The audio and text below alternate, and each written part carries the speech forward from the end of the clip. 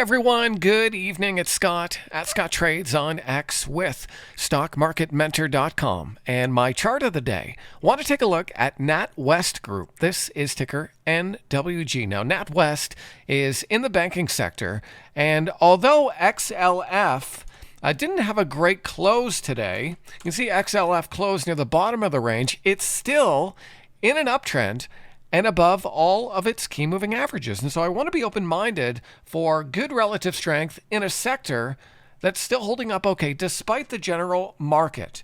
And so NWG, I think, is really interesting here because this is one of the clearest and cleanest cup and handle patterns I've seen in a while. There's the cup section, and here's the handle.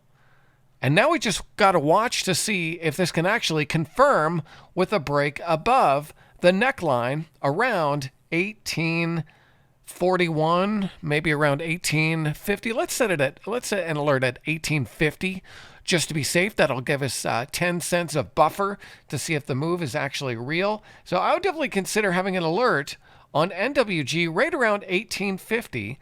Look for a move through and a close above that level coming on good volume. Now, the initial stop could go down around 1750, so you're risking about $1 there on an initial entry.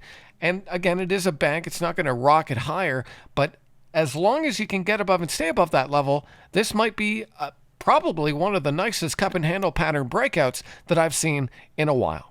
Now, they do have earnings coming up, but not till looks like the end of July, so there's still time. Definitely keep an eye on NWG, NatWest Group, into next week. It's one of the stocks on my watch list. So that's just one of many things we're watching this weekend over at StockMarketMentor.com and Scott's Trade Desk. Thank you so much for watching. My name is Scott McGregor at Scott Trades on X. I'll see you next time.